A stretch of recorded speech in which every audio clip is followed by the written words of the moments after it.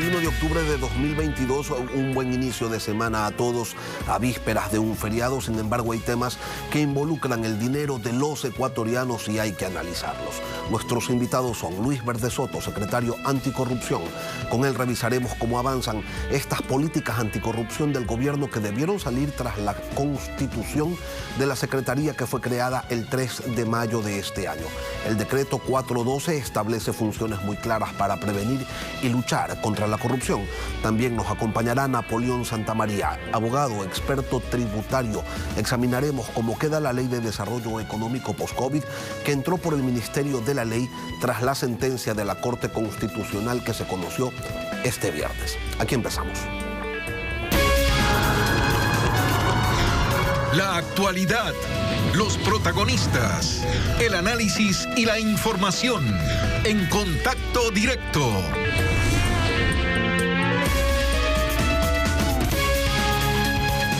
Tras 12 años, Luis Ignacio Lula da Silva retorna a la presidencia del Brasil luego de un apretado triunfo sobre el actual mandatario Jair Bolsonaro.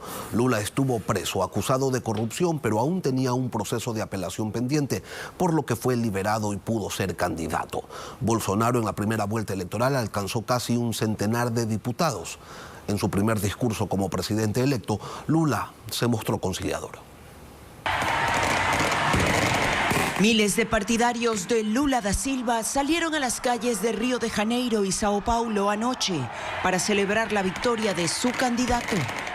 El triunfo de Lula, quien ya fue presidente de Brasil de 2003 a 2010, representa un giro radical del país tras 4 años de políticas derechistas con Bolsonaro. Esto no es una victoria para mí, ni para el Partido de los Trabajadores, ni para los partidos que me apoyaron en esta campaña. Es la victoria de un inmenso movimiento democrático que se formó por encima de los partidos políticos, los intereses personales y las ideologías para que triunfara la democracia, dijo Lula.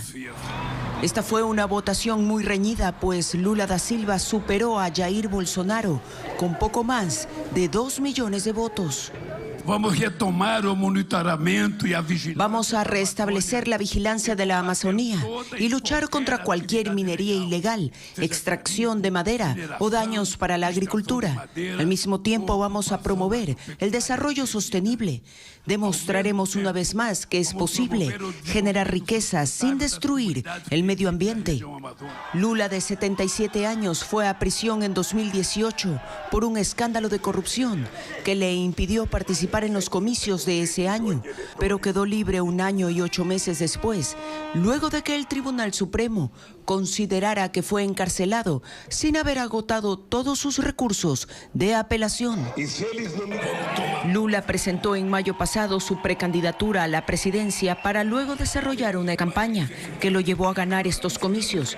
Sin embargo, enfrentará dificultades con una oposición fortalecida por Bolsonaro, quien, a pesar de que insinuó que no reconocería una derrota electoral, ha evitado hacer declaraciones. Con el decreto 412, el presidente de la República creó la Secretaría de Política Pública Anticorrupción.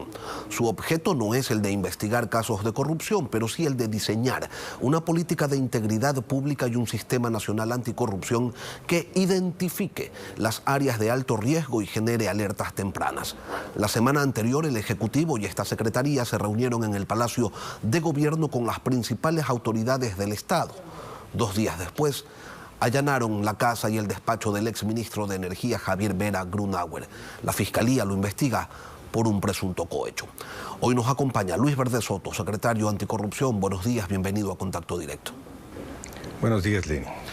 Luis, muchos creen que la creación de la Secretaría era de cierto modo una garantía de que no existirían actos de corrupción, que su mera constitución erradicaría una práctica arraigada dentro del sector público y también en el sector privado. Y no es así. Entonces, ¿qué es lo que sí garantiza esta Secretaría? ¿Para qué sirve? Bueno, sirve justamente para prevenir actos de corrupción, es decir, evitar la ocurrencia de hechos de corrupción que devengan males para la sociedad. La prevención básicamente consiste en elaborar políticas sólidas en las cuales se manejen los riesgos de corrupción, se manejen mapeos de corrupción, se manejan alertas tempranas y se mitiguen y se maneje la mitigación de riesgos correspondientes. Hemos hecho lo que corresponde en términos prácticos, unos lineamientos de política anticorrupción, una estrategia y un plan de acción. Este plan de acción ha sido entregado a la ciudadanía la semana pasada y a las autoridades también, para que pueda ser conversado, criticado, complementado. Hemos hecho muchas cosas hasta tanto en el plano jurídico, por ejemplo, hemos colaborado activamente y hemos protagonizado la conformación de un proyecto de ley sobre conflicto de interés, el que se encuentra dentro de la legislatura con auspicio de varias decenas de legisladores. Hemos hecho varios actos de capacitación masiva, fundamentalmente con el jerárquico superior, y nos aprestamos a hacer uno para los mandos medios de la opinión pública. Hemos hecho un activo trabajo sobre corrupción internacional. Formamos parte de un grupo de alto nivel mundial sobre la gran corrupción internacional y las formas como esto opera a través de corrupción. Nos estamos aliados en esto con el gobierno de Canadá y con el gobierno de Holanda. Hemos logrado dar pasos importantes en la concreción de mecanismos de prevención, entre otros la forma preventiva mayor que constituye la sanción. La sanción es una forma preventiva también. Se está pensando en la formación de una corte internacional dedicado contra la corrupción. Estamos trabajando activamente para entregar un memorándum de política pública para todos los presidentes que se reunirán en la conferencia del presidente Biden el año siguiente. Estamos trabajando muy activamente en temas tecnológicos. Estamos buscando la forma de conectar elementos de tecnología que tienen que ver con digitalización, con interconexión, que tienen que ver con la forma bajo la cual y los mecanismos bajo los cuales, por ejemplo, la contratación pública petrolera pueda lograr mantenerse dentro de límites que no afecten a los intereses del país. Y fundamentalmente hemos actuado en metodologías muy precisas, que luego de determinar cuáles son las áreas de acción en las cuales existe alto riesgo de corrupción, estas metodologías deberán ser aplicadas, tienen que ser aplicadas y serán recibidas por la opinión pública. El organismo al cual tú te refieres, que es... Sí. Claro que sí. Dentro de las funciones de la Secretaría, Luis, está el de recabar información sobre presuntas irregularidades o actos de corrupción dentro de la administración pública y ponerla en conocimiento de las autoridades competentes. ¿Qué se ha hecho en ese sentido? ¿Cuántos avisos se han generado? Mira, la función de la Secretaría no es la de la pesca milagrosa de actos de corrupción. La función de la Secretaría es encontrar dentro de un conjunto amplio, y la Administración Pública Ecuatoriana es un conjunto más de muy amplio, que solo en su nivel central tiene un poco menos de 500.000 personas, es determinar áreas calientes en las que se puedan producir actos de corrupción o en las que los funcionarios, por su exposición al público, por su exposición a actividades determinadas, puedan llegar hacia actos de corrupción. En este sentido, se ha procesado firmemente los movimientos de varios funcionarios, de la totalidad de funcionarios del sector público, para determinar preliminarmente qué puede constituir áreas calientes dentro de la administración pública. Hemos entregado al presidente esta información. También hemos entregado al presidente la información relativa a 40 instituciones públicas respecto a las cuales hemos levantado unas fichas de corrupción con ayuda de las mismas autoridades y con otros elementos complementarios, y el presidente dispone en este momento de esa información. También hemos logrado que técnicos internacionales de más alto nivel mundial, entre ellos el profesor Klitgar, que ha estado en Ecuador, se ha reunido con cada uno de los gabinetes y con cada uno de ellos hemos examinado los riesgos de corrupción, y cada uno de los ministros de este rato son conscientes de los riesgos de corrupción que tiene cada una de las áreas con que... Luis, usted sabe que la sociedad quiere resultados inmediatos, y mientras se están organizando y mientras están determinando cuáles son los mecanismos y las estructuras con las cuales se van a manejar, resulta que dentro del IES las mafias siguen haciendo de las suyas. En el sector petrolero hay más de una sospecha, eso sin contar la desaparición de armas, de los rastrillos policiales y de material minero incautado, y también desaparece arroz de las bodegas estatales. La corrupción está vigente, viva, y el sistema judicial es ampliamente cuestionado por no hacer su trabajo. Entonces, ¿qué nos queda? Bueno, lo principal que nos queda es primero reconocer las experiencias mundiales de lo que ha significado la captura de cabezas de la corrupción. La captura de cabezas de la corrupción es muy importante porque determina o muestra a la sociedad y muestra a los corruptos de que la impunidad no está corriente, de que la impunidad no está vigente y que es posible capturarles, hacerles daños, pero los sistemas de impunidad y los sistemas de corrupción son muy grandes. Cuando se mata una cabeza aparecen muchas otras. No sé, si no se ataca al conjunto del cuerpo de la corrupción, esto es a los procesos en los cuales se toman decisiones públicas, pero están llenos probablemente de agujeros que sometan a esas instituciones a riesgos de corrupción, muy probablemente no logremos tener resultados efectivos. Dicho de otro modo, tú tienes que actuar en muchos frentes. Actuar un frente cultural, un frente ético, un frente de acción, un frente que logre que las instituciones tengan capacidades de autodeterminación, de riesgos de corrupción, grandes capacidades de auditoría interna, que puedan equilibrarla con la auditoría externa. Tiene que haber necesariamente también formas en las que la observación que realicen los organismos de justicia puedan ser de mejor modo llevadas, es decir, hay que relegitimar el proceso de justicia en el Ecuador, debemos volver a tener no solo confianza en el sistema de justicia, sino volver a tener confianza en los hechos que el sistema de justicia nos muestre. Evidentemente tenemos que ir construyendo un sistema de integridad pública y esto es lo que hicimos en la última reunión de altas autoridades que tienen que ver con la corrupción. Estuvieron reunidos, como tú conoces, por convocatoria del presidente de la República, los 5 funciones del Estado con sus máximas cabezas. Estuvieron presentes el sistema de superintendencias, las principales instituciones públicas que tienen que ver en la lucha contra la corrupción y una representación de sociedad civil, universidades, medios de comunicación, gremios de trabajadores y empresarios. Luis, y 2 días después allanan la casa y el despacho ministerial de Javier Vera Grunauer, quien se desempeñaba como ministro de Energía, y entonces muchos se preguntan de qué sirven las reuniones, de qué sirven los sistemas, de qué sirve toda esta estructuración si la corrupción sigue allí. Es más o menos como las vacunas. La prevención no muestra a aquellas personas que evitaron de estar enfermas. La vacuna, tú puedes evaluar el número de vacunas que se ponen, no el número de enfermos que se lograron evitar. Lo mismo pasa con la política preventiva anticorrupción. Tú no puedes evaluar ni puedes tener números exactos de aquello que evitaste que ocurra. Una vez que ocurre, es un problema de la división de funciones del Estado ecuatoriano y entonces debe actuar con mucha firmeza la Fiscalía, debe actuar con mucha firmeza, la colaboración de todas las instituciones del Estado para lograr las pruebas necesarias que logren, que permitan actuar al sistema de justicia. Y a su criterio, ¿cuál debe ser el rol del gobierno ante una situación como la que se ha presentado con el exministro Vera Grunauer? Evidentemente no se debe obstaculizar el trabajo de la justicia, pero ¿hay algo más que deban hacer? Pues sí, requería de entregar todos los requerimientos que el sistema jurídico ecuatoriano demanda en este caso.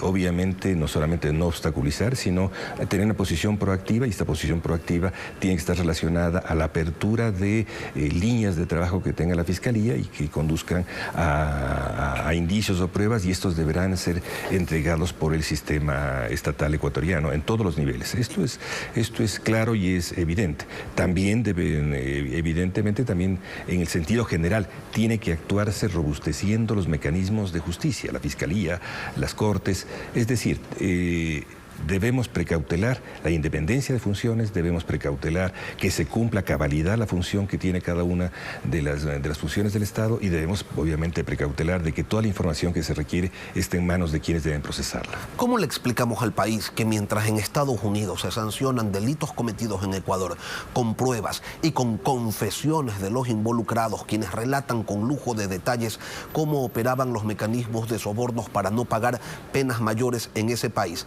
resulta que aquí en el Ecuador la Fiscalía no pasa de la indagación previa? Es como si no existiera la asistencia penal internacional, como que no se quisiera hacer nada. ¿A usted no le llama la atención, Luis, que la trama de corrupción de Petroecuador tenga media docena de presos confesos en Estados Unidos y que a esas personas en nuestro país no se las haya juzgado?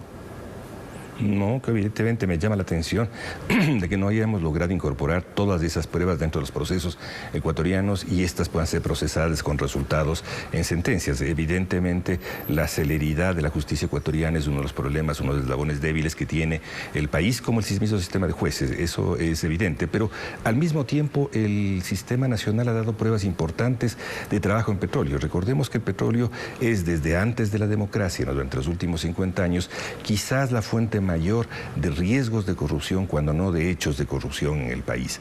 El gobierno ha intervenido muy claramente. Ha habido una renegociación de la deuda con China que implicó a los activos petroleros, con una explicación clara de los mecanismos que llevaron a ello. Ha habido una activa intervención respecto a la eliminación de intermediarios y el contrato directo con las diferentes refinerías. En este momento nos encontramos tratando de tener ya formado un grupo de intervención que permita tener una línea de base sobre la cual aplicar una metodología exacta de determinación de riesgos de corrupción en petróleo y de mitigación de esos riesgos. ¿Cuándo empiezan a actuar esos grupos de intervención, Luis? En el momento en el cual un juez descongele los valores que el Ecuador comprometió ante Naciones Unidas y que deben transformarse en investigadores activos sobre 8 áreas de intervención. Luis Verde Soto, secretario Anticorrupción, gracias por acompañarnos hoy aquí en Contacto Directo.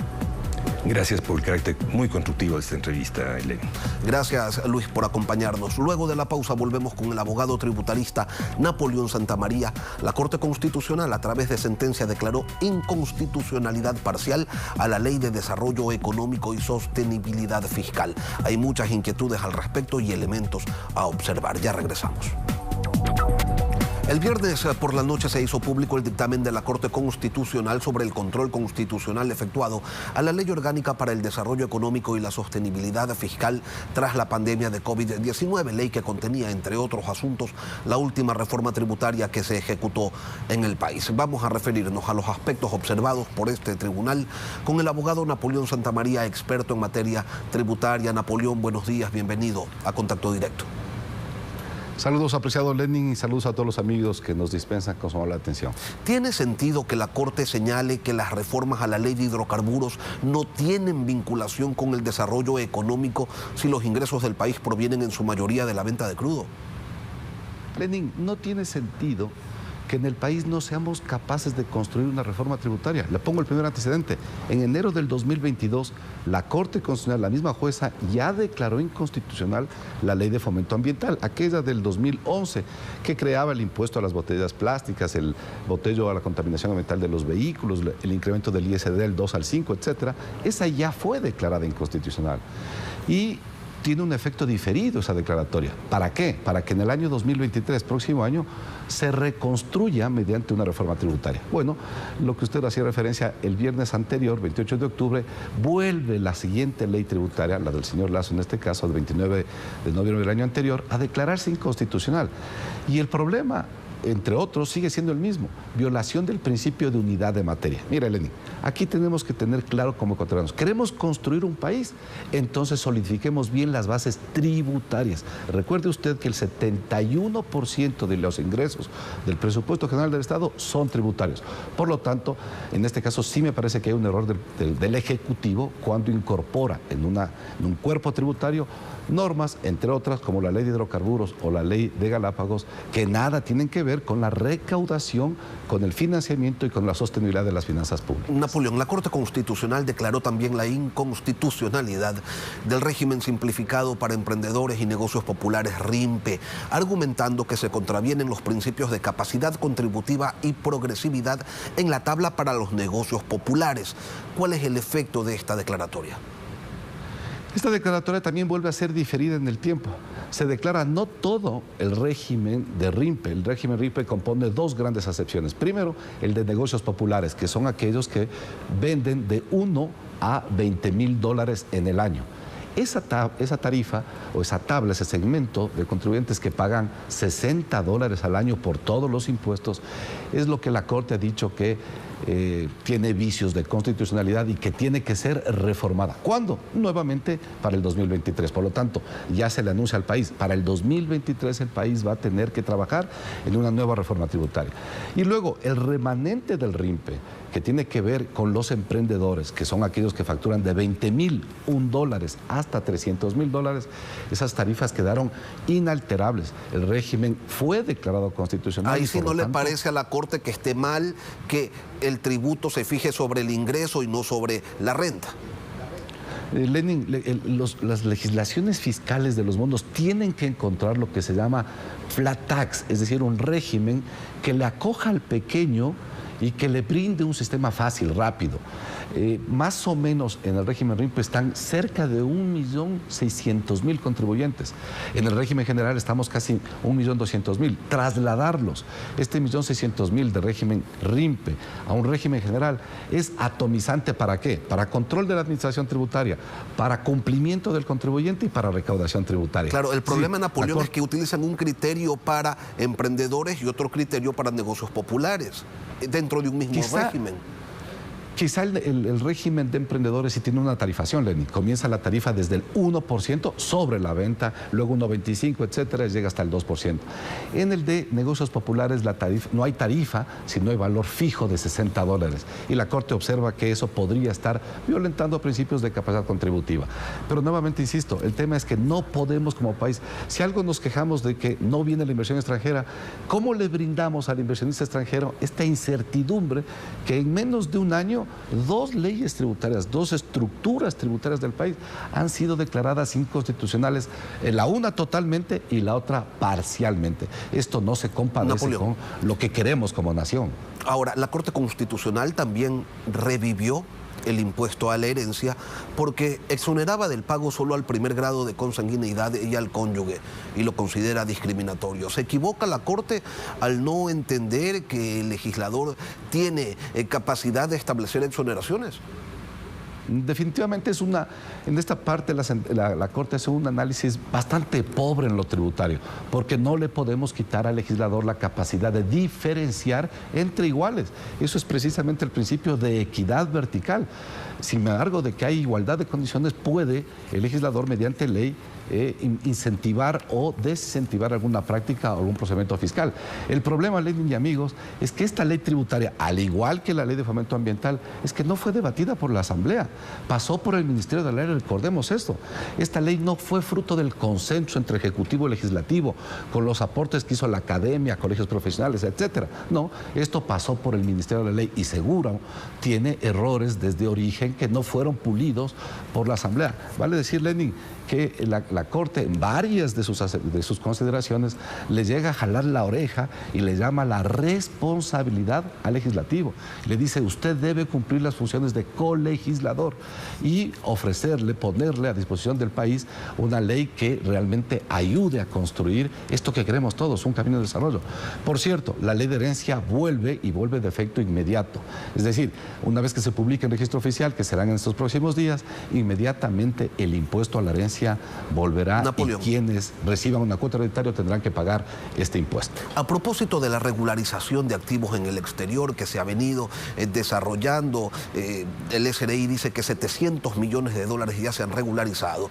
Se señalaba pues que quienes se acogieran a ese régimen no serían procesados por delitos tributarios. Así estaba en la reforma. Con el fallo de la Corte ya no habrá ese incentivo para que esa regularización continúe. ¿Qué va a pasar entonces? La regularización tenía efectivamente, entre comillas, algunos motivacionales, algunos incentivos para los que se acogían a esta reforma. Entre otros, no ser procesados penalmente, como bien lo cita usted, Lenin, no ser fiscalizados, no exigirles el cobro del impuesto a la renta ni del ISE y algunos beneficios adicionales. ¿Por qué? Porque lo que quiere la ley es que esos capitales que hoy día están ocultos, opacos, no transparentados en el exterior, adquieran nacionalidad ecuatoriana. Luego, con el paso del tiempo, entenderemos que esto es es importante para un país. Y si no lo hace el Ecuador, lo hará otro país, como ya lo ha hecho el resto de América Latina. Ecuador es el último de los países en acoger a este régimen de regulación. Entonces, lo que pasa desde ahora en adelante, porque también tiene efecto inmediato, una vez publicado en el registro oficial, es que quien se quiera acoger a la regulación de activos no tendrá esta eximente de ser parte procesal o procesado en un potencial delito penal en el caso de que hubiese defraudación, contrabando o incremento patrimonial no justificado. Napoleón. Si no tiene esas consideraciones, la persona bien puede regularizar sus activos, porque recordemos que el plazo final es 31 de diciembre del 2022. Napoleón, sobre la tabla que incrementó el impuesto a la renta a los trabajadores, la Corte Constitucional dijo, siga, que no pasa nada. La Corte hace un análisis, entre otras cosas. La tabla, como bien lo menciona Lenin, subió los brackets de tributación. Más rápido se salta del 5 al 10, del 10 al 15 y así sucesivamente hasta el 37, porque la tarifa anterior era hasta el 35. Y también analizó la capacidad de gastos deducibles. A ver, antes teníamos los gastos de educación, salud, es decir, los gastos personales, y hoy día esos se trasladaron a una especie de decreto fiscal que la ley mal le llama rebaja.